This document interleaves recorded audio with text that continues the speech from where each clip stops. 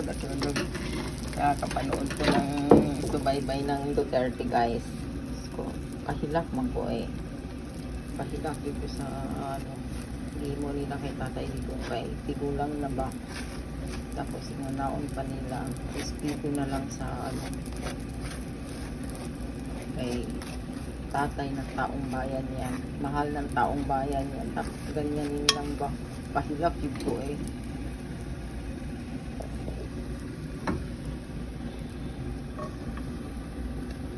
Kaya taong bayan, magising na tayo. Noon pinaglalaban ko si Marcos sa mga hapon na kilala ko. Tapos ngayon nadismaya lahat sila. Ngayon nanggagalaiti ka na sa galit. O diba, tama lahat ng sinabi namin sa iyo.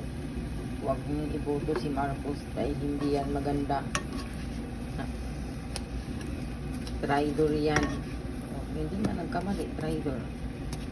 Pero talagang siguro inano talaga ng Panginoon na mabuti ang pamilya Duterte. Kasi kung hindi dahil sa pamilya Duterte, hindi rin maglilibing sa bayani ang kanilang ama. Kaya dapat lang marunong tayong tumanaw ng utang na loob, lalo na sa matanda. Pinakita lang talaga nila na barahula ang panukala nila. Panukala ba? Tama ba yun? Balahura sila.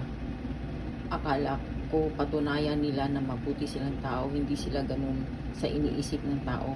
Pero ang nangyayari ngayon, pinatunayan nila na ganun silang klaseng tao, ganun silang klaseng pamilya. Diba? So ano pa ba ang dapat natin gawin? Kalimutan ko na ilagay yung aking butter.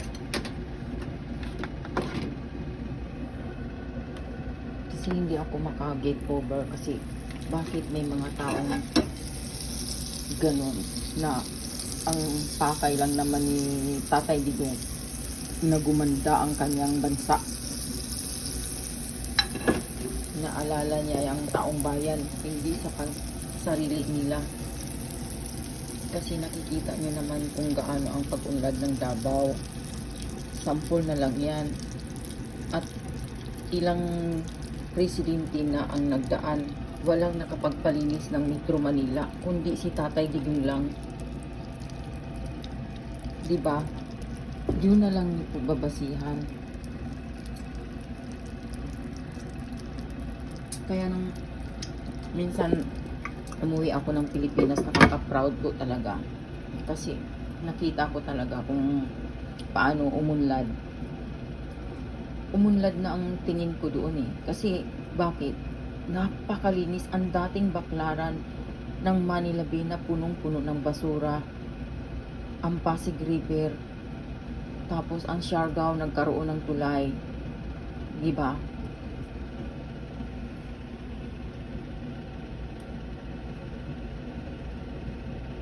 Nakakalungkot isipin yung mayroon tayong matapang na kaya tayong ipagtanggol, kalimutan ang kanyang kalusugan.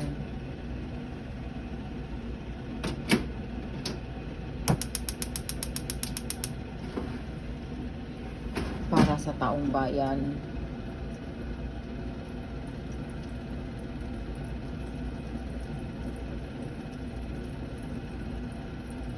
Parang minsan yung kasaysayan ng buhay ko rin, parang ganun eh. Parang